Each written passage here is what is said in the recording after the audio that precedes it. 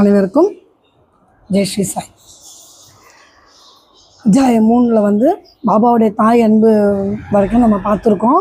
இப்போ நம்ம பாபாவின் இனியதும் அமிர்தத்தை ஒத்த வார்த்தைகளும். ஒரு நாள் மத்தியான ஆரத்தி முடிந்த பிறகு அடியார்கள் தங்கள் இருப்பிடங்களுக்கு திரும்பி கொண்டிருந்தார்கள். அப்போது பாபா கீழ்கண்ட அழகான அறிவுரை விடுத்தார். இப்போ பாபா மத்தியானம் ஆரத்தி முடிஞ்சவொடனே ஒரு அறிவுரையை சொல்லியிருக்காரு. அந்த அறிவுரையை தான் நம்ம பார்க்க போகிறோம். எல்லாரும் கவனமாக கேளுங்க. இந்த அறிவுரை அன்னைக்கு கூடியிருந்த மக்களுக்காக மட்டும் இல்லை, இப்போ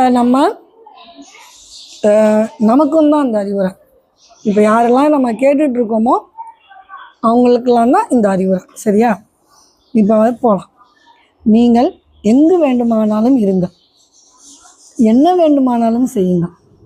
ஆனால் இதை நன்றாக ஞாபகத்தில் வைத்து கொள்ளுங்கள். நீங்கள் செய்வது அனைத்தும் எனக்கு தெரியும். நானே அனைவருடைய அந்தரங்க ஆட்சியாளனாக இதயத்தில் அமர்ந்து இருக்கிறேன். இந்த உலகின் கண் அசையா சர்வ ஜீவராசிகளையும் அரவணைக்கிறேன். இப்பிரபஞ்சம் என்னும் தோற்றத்தை நானே கட்டுப்படுத்துபவன், ஆட்டுவிப்பவன். எல்லா வர்க்கங்களின் மூலமாக தான் நானே. முக்குணங்களின் கூட்டுறவும் நானே எல்லா உணர்ச்சிகளையும் உந்துபவன், படைப்பவன், காப்பவன், அழிப்பவனுமாவான். என்பால் கவனத்தை திருப்புபவனை எதுவும் துன்பம் விளைவிக்காது. ஆனால் மாயை என்னை மறந்தவனை ஆட்டி உழக்கும். எல்லா பூச்சிகள், எறும்புகள், கண்ணுக்கு தென்படுபவை, அசைய முடியாத உலகம் எல்லாம் என்னுடைய உடம்பு அல்லது உருவமாகும். இத்தகைய அழகான விலைமதிப்பற்ற மொழிகளை கேட்டு இனிமேல் என் குருவை தவிர வேறு யாருக்கும் நான் பணிவிடை செய்ய போவதில்லை என்று என் மனதில் நான் தீர்மானித்தேன். அண்ணா சின்சனிகர் பாபா விடுத்த பதில். அதாவது, நான் ஒரு வேலையை பெறுவேன் என்ற எண்ணம் என் மனதில் சுழன்றது. நான் அங்கனம் நிகழுமா என்று எண்ணிக்கொண்டிருந்தேன். எதிர்கால நிகழ்ச்சிகளை கண்ணுறும்போது பாபாவின் வார்த்தைகள் உண்மையாயின. நான் ஒரு அரசாங்க உத்தியோகத்தை பெற்றேன். ஆனால் அது குறுகிய கால அளவுடையது. பிறகு நான் சுதந்திரம் அடைந்தேன். என் குரு பாபாவினுடைய சேவைக்கு என்னை பூர்ணமாக சமர்ப்பித்தேன். அத்தியாயத்தை முடிக்கும் முன்பாக பல்வேறு இடைஞ்சல்களான தூக்கம், சோம்பல், மனது அலைதல், உணர்வுகளுடன் உறவு இவற்றை விட்டொழித்துவிட்டு தங்களுடைய முழுமையும் சிதைவும் அற்ற கவனத்தை பாபாவின் கதைகளுக்கு அளிக்கும்படி இந்நூலை பயில்வோரிடம் நான் வேண்டிக் கொள்கிறேன். அவர்களது அன்பு இயற்கையானதாக இருக்கட்டும். பக்தியின் இரகசியத்தை அவர்கள் அறியட்டும். மற்ற பல சாதனைகளை புரிந்து களைப்படைய வேண்டாம். ஒரு எளிய மருந்தை அவர்களை பற்றட்டும். அதாவது சாய்பாபாவின் கதைகளை கேட்பது. அது அவர்களின் அறியாமையை அழித்து அவர்களுக்கு முக்தி நல்கும். ஒரு உலோபி பல்வேறு இடங்களில் தங்கினாலும் தன்னுடைய புதைக்கப்பட்ட செல்வத்திலேயே சதா சிந்தனை உள்ளவனாக இருப்பதைப் போல சாய்பாபா நம் அனைவரும் உள்ளமெனும் அரியாசனத்தில் வீற்றிருக்கட்டும். என்ன சொல்றாரு? அறிவுரை கவனிச்சு கேட்டீங்களா?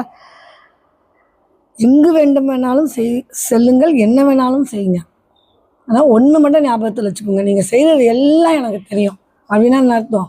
நம்ம பாபாவுக்கு தெரியாமல் எதுவுமே நம்ம செய்ய முடியாதுன்னு அர்த்தம். நம்ம நினைப்போம், இது நம்ம ஒரு விஷயம் செய்கிறோன்னா அது யாருக்கும் தெரியாது. ஆனால் யாருக்கு தெரியும்? பாபாவுக்கு அந்த விஷயம் தெரியும். நம்ம மனசில் நினைக்கிறதையே அவருக்கு தெரியும். எல்லா விஷயமும் தெரியும். பொதுவாகவே சொல்லுவாங்க, நம்ம இந்த உலகத்தில் மொத்தம் 9 பேர் இருக்காங்களாம். அவங்க நம்ம அவங்கள்ட்ட அவங்க பார்வையிலேருந்து தப்பவே முடியாது. பஞ்சபூதங்கள் 5 பேரும், சூரியன், சந்திரன், காலன், இந்த 9 பேர்கிட்ட நம்ம நினைப்போம் யாருக்குமே தெரியாதுன்னா இந்த 9 பேர் சாட்சி. அதோட இப்போ யார் சேர்ந்து 10ஆவதா இல்லை, ஃபர்ஸ்ட் ஆளாக பாபா தான் சாட்சி. நம்ம மனசுக்குள்ளே நம்ம நினைக்கிறது கூட அவருக்கு உடனே தெரிஞ்சிடும். அதனால் அவர் சொல்கிறாரு, நீ எல்லாருடைய அந்தரங்கத்துலேயும் நான் தான் இருக்கேன். எறும்பு, பூச்சி, நாய், பூனை, நம்ம நிறைய பேர் பார்த்தீங்கன்னா நாய் பார்த்துப்பாங்க, பாபாவுக்கு ரொம்ப நாய் பிடிக்கும் அப்படின்ட்டு. ஆனால் பூனை பிடிக்காது. நாய்க்கு மட்டும் பிஸ்கெட் வாங்கி போட்டுருவாங்க. ஏன்னா பாபாவுக்கு நாயை பிடிக்கும். பாபாவுக்கு நாய் மட்டும் இல்லைங்க, பாபாவுக்கு எல்லா உயிரினங்களையும் பிடிக்கும். ஒரு எறும்பு, பூச்சி கூட அவர் விரட்டினது கிடையாது. எல்லாமே அவருக்கு பிடிக்கும். ஏன்னா எல்லாருக்குள்ளேயும் அவர் தான் வியாபிச்சிருக்காரு. சரிங்களா? அது ஒன்று. அசையும் பொருள் மட்டும் கிடையாது, அசையா பொருள்கள்லேயும் அவருடைய இது இருந்தது. ஆதிக்கம் இருந்தது. எல்லாமே அவர் தான். அசையா பொருள் அசையும் பொருள் எல்லாமே அவராக தான் இருந்தார். அதனால் நம்ம என்ன பண்ணணும், இந்த பாபா சொல்கிறாரு, என்னுடைய கதைகளுக்கு மட்டும் காது கொடுத்து கேளு. என் கதைகள் இங்கே கூட கொடுத்துருக்காரு பாருங்க. நீங்கள் சிம்பிளாக நம்ம ஒரே ஒரு வேலை தான் செய்யணும். என் பால் கவனத்தை திருப்புவனை எந்த துன்பமும் விளைவிக்காது. அதனால் என்னுடைய கதைகளை கேட்டு அதை ஸ்மரித்து வச்சுக்கோ அப்படிம்பார்.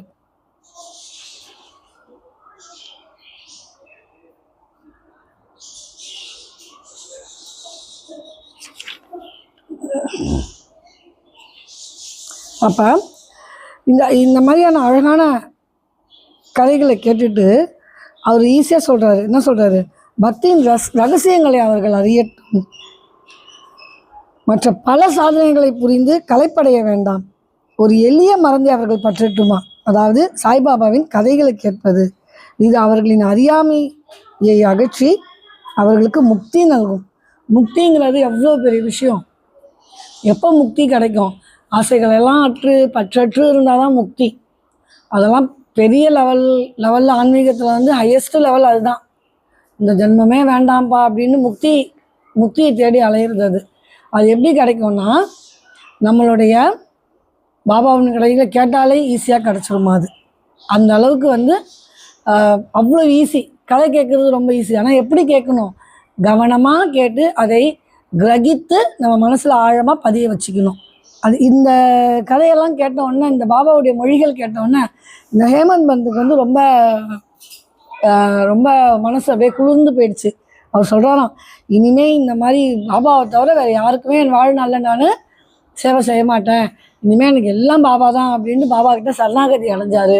இந்த அண்ணா சின்சனிகர் முதல் டைம் வந்தபோது சொன்னார் இல்லையா, இவர் ரிட்டையர்ட் ஆகிட்டார் பாபா, இவருக்கு ஏதாச்சும் பார்த்து செய்யுங்க, இவர் வாங்குகிற பென்ஷன் இவர் குடும்பத்துக்கு போதாது அப்படின்னு முன்னாடியே சொல்லியிருப்பார். என்னடா இது, பாபா இன்னொரு வேலை பெறுவார், இப்போது எனக்கு பணி செய்யட்டும் அப்படின்னு சொல்லியிருப்பார். இது நமக்கு இன்னொரு வேலை கிடைக்குமா அப்படின்னு அவர் யோசிச்சுட்டு இருக்கும் போதே கொஞ்ச நாள் கழித்து யோசித்து பார்த்தாங்கன்னா அவருக்கு இன்னொரு கவர்மெண்ட் ஜாபே கிடச்சிருக்கு. அதை அவர் செஞ்சுருக்காரு. அது ஒரு டெம்ப்ரரி ஜாபு. கொஞ்ச நாள் செஞ்சோன்னா அதை முடிச்சுட்டு முழுவதுமாக பாபாவுடைய பணிக்கு தன்னை அர்ப்பணிச்சுக்கிட்டார். யார்? ஹேமந்த் பந்த். ஹேமந்த் பந்த் யார்? இந்த புக்கை எழுதின ஒரு பாபாவுடைய பக்தர், சிறந்த பக்தர். சரிங்களா? இப்போ அதே போல் தான் நம்மளும் என்ன செய்யணும், எப்படி வந்து ஒரு தங்கத்தை சேமித்தவன் ஒரு வியாபாரியோ யாரோ வச்சுக்கோங்களேன், நிறைய பணம் வச்சுருக்கவங்க பூமியில் புதைச்சி வச்சுட்டு வியாபாரத்துக்கு போயிடுவாங்க. அப்போ அவனோட நினப்பெலாம் எங்கே இருக்கும்? எத்தனை ஊர் தாண்டி கப்பல் தாண்டி எங்கே வியாபாரத்துக்கு போனாலும் தன் புதைக்கப்பட்ட தங்க நகைகளில் தான் அவனுடைய கவனம் இருக்கும். எப்படி இருக்கும்? அந்த நகை மேலேயே கவனம் இருக்கும். யாராவது அடி எடுத்துடாமல் இருப்பாங்களா, அங்கே பத்திரமா இருக்குமான்னு அதையே நினச்சிட்டு இருப்பான். அந்த மாதிரி நம்ம பலதரப்பட்ட வேலைகளை செய்தாலும் நம்ம மனசை பாபா கிட்ட கொடுத்துடணுமா. ஏதாவது அவர் காலடியில் அவரையே நினச்சிட்டு நம்மளுடைய அன்றாட வேலைகளை நம்ம பண்ணிக்கிட்டே இருக்கலாம். சரிங்களா? அந்த மாதிரி இருந்தால் பாபா வந்து நம்ம உள்ளம் என்னும் அரியாசனத்தில் கண்டிப்பாக வீற்றிருப்பார் அப்படின்னு சொல்கிறாங்க. அடுத்த அத்தியாயத்தில் பாபாவின் ஷிரடி விஜயத்தை பற்றி கூறுகிறேன். ஸ்ரீ சாயியே பணிக, அனைவருக்கும் சாந்தி நிலவட்டும். இப்போ நம்ம பார்ட் 2 போகிறோம். பார்ட் 2 எதை பற்றி படிச்சுட்ருக்கோம்? நம்ம குரு பாகவதத்தை பற்றி படிச்சுட்ருக்கோம். சரிங்களா? குரு பாகவதத்தில் இப்போ நம்ம போக போகிறது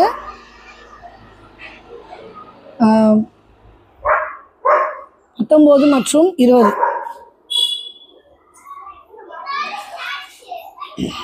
ஒரு குருவை பற்றி நம்ம பார்த்துட்ருக்கோம். எந்த குருவை பற்றி? ஒரு குருவுடைய பிரார்த்தனை அப்படியே அது தொடர்ந்து வந்துட்டுருக்கு இல்லையா?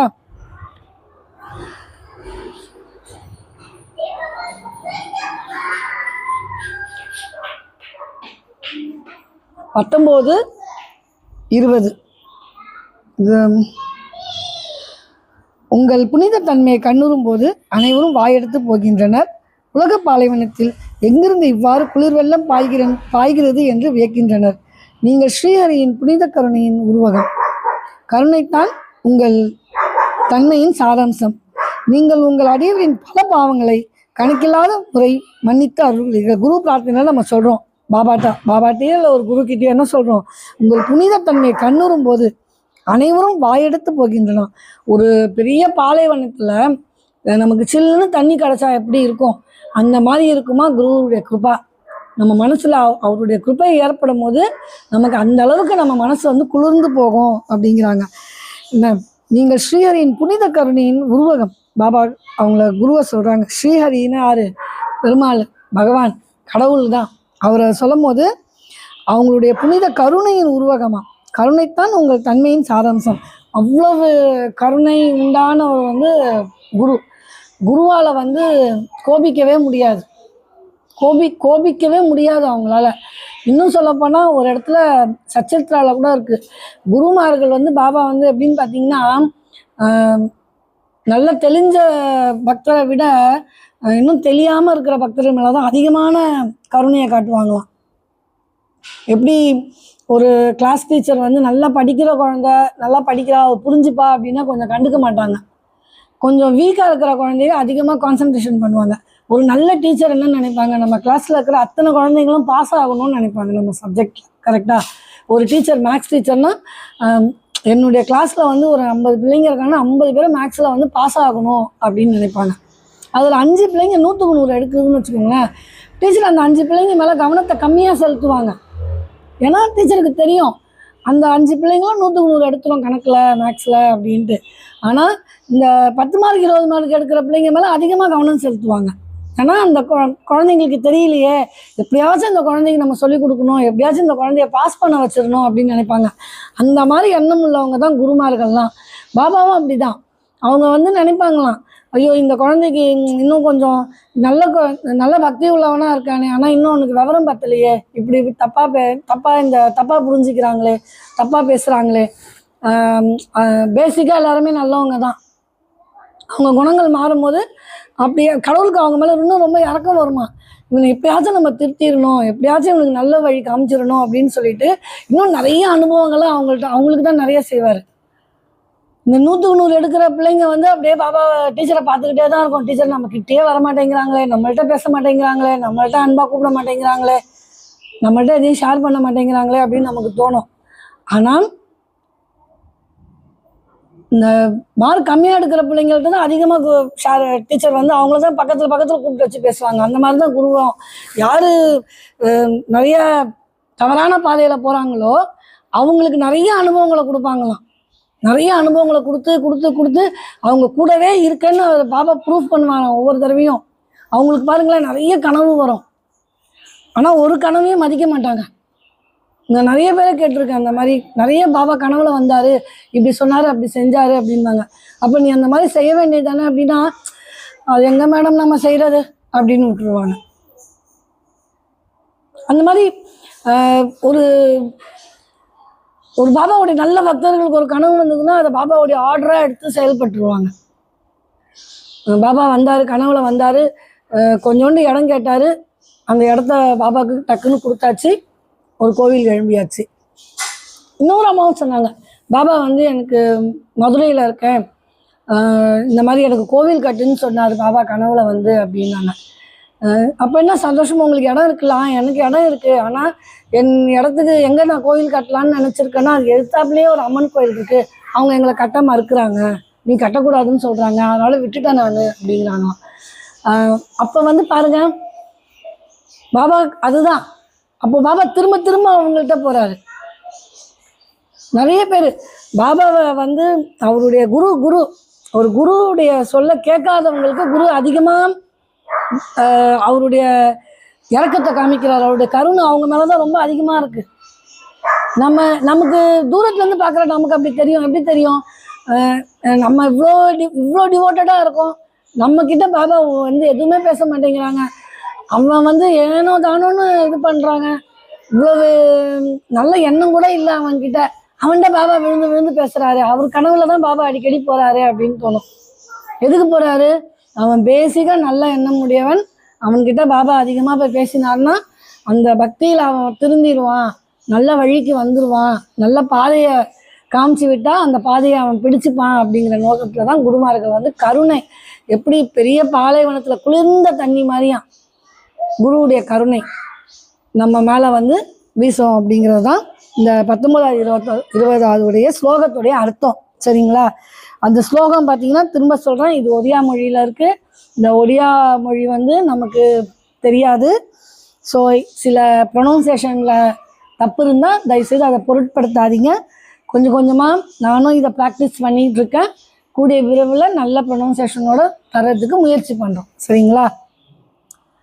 தேக்கிமே திவ்ய சரீர சப்பேன் குவந்தி சகீர பாபந்தி संसार मरुरे शीतल जल काऊंजरे तुम्हें हरिन का कृपा रूप करुणा ही तमस्वरूप समस्त पाप भक्तर असंख्य पार क्षयाम कर. ஓகேவா? இதுதான் 19-20 ஸ்லோகம் ஸ்ரீ குரு பாகவதத்துடைய ஸ்லோகம். இப்போ வந்து பகுதி 3ஆன நரசிம்ம சுவாமிஜியை பற்றி நம்ம படிச்சுட்டு இருந்தோம். குரு பௌர்ணிமான்னு சொல்லியிருந்த போன பதிவில் அது குரு பௌர்ணிமா இல்லை, ஸ்ராவண பௌர்ணமி. ஸ்ராவண பௌர்ணமினா ஆவணி ஆவட்டம், ரக்ஷாபந்தனுடைய நாள். சரிங்களா? அன்றைக்கி தான் அவர் வந்து ஷிரடி 11 மணிக்கு போனாராம். 1936லேயும் அதில் போயிருக்காரு, 36-38லேயும். அப்போ இவர் போன உடனே ஒரு 10 நிமிஷம் நின்று இருக்காரு, சமாதியை பார்த்துருக்காரு. அவ்வளோ அவருடைய மனசு வந்து ரொம்ப அமைதியாயிடுச்சு. அமைதியானோன்னே இந்த சமாதி பேசும்னு சொல்லியிருக்காரு, உண்மையிலே பாபா வந்து ஷிரடியில் உட்காந்தா பேசுவாரா அப்படின்னு சொல்லிட்டு ஒரு குருவி வந்து தோளில் உட்காரணும் அப்படின்னாரு. அந்த குருவி வந்து தோளில் உட்கார்ந்தது. அதுக்கப்புறம் அவர் வந்து இனி வந்து இந்த மறந்தவங்களை, பாபாவை மறந்தவங்களை திரும்பி தட்டி எழுப்புறது தான் என்னுடைய வாழ்க்கையுடைய குறிக்கோள் அப்படின்னு சொல்லி நரசிம்ம சுவாமிஜி கிளம்பினார்.